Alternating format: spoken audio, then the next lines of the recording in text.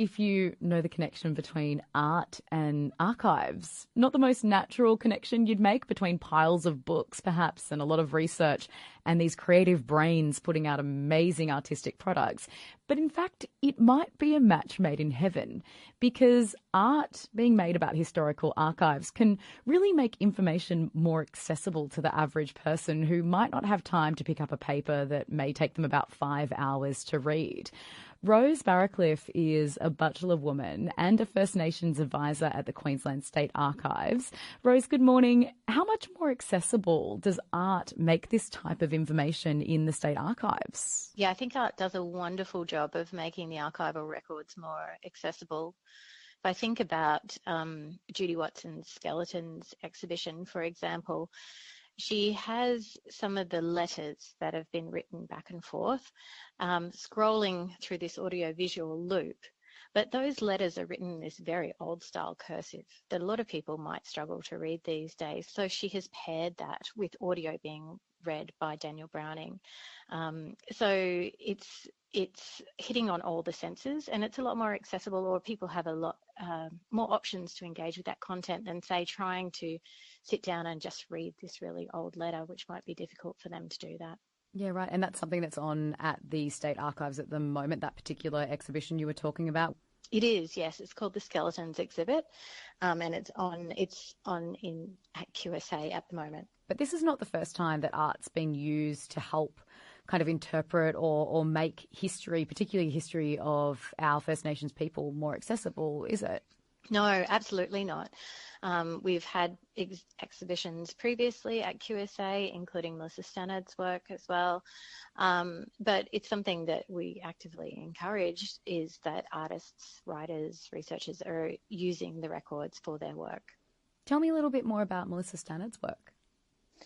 So Melissa Stannard's a Gamilaroi artist. She's based here on the Sunshine Coast, and she's a multimedia or a mixed media artist. So she uses cloth, for example, and it might be the cloth that, or the calico that is similar to the clothes that Aboriginal girls were wearing when they were in the dormitories, or she uses very tactile pieces, but a lot of it is to tell the story of the trauma of a lot of the experiences that are recording in the archival records.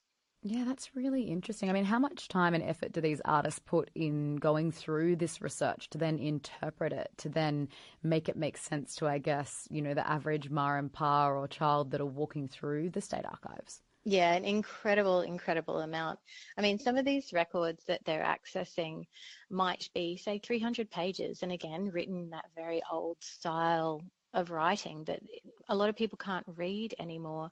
And also the pertinent piece of information that they might be looking for might be just one sentence or even one name within 300 pages. So it could take hours and hours, sometimes days, to be able to find the information that they want. So these artists are spending all this time at Queensland State Archives, and then they're distilling that information down into a piece of art that someone can come along and view and consume within possibly 5 or 10 minutes, and to really get the understanding of the story. So it's really important that we have artists to do this work.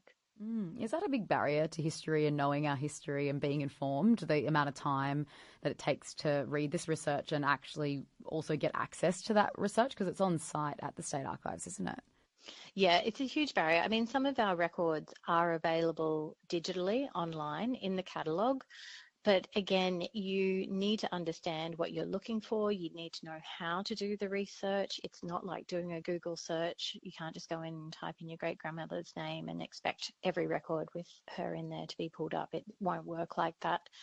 So it's a very specialised form of research, and it just takes a very long time. And then we still do have records that are restricted for various reasons. So there's multiple layers of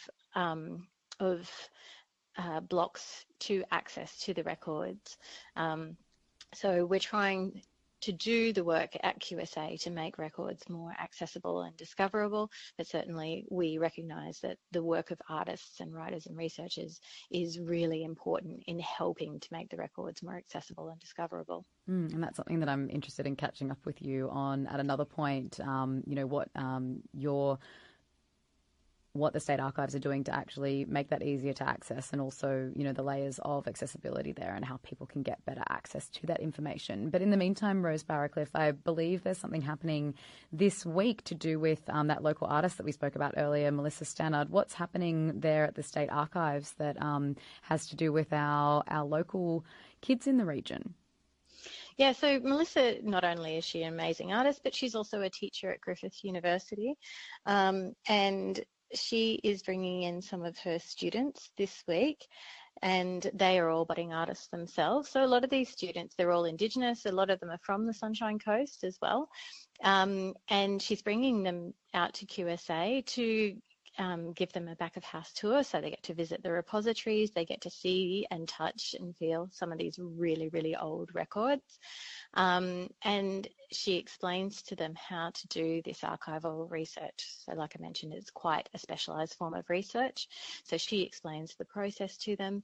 And really what she does is trying to make them feel like they belong there, like they're welcome there, make them feel comfortable to come and do their own research in the future. So it's really exciting to see that work spreading from Melissa.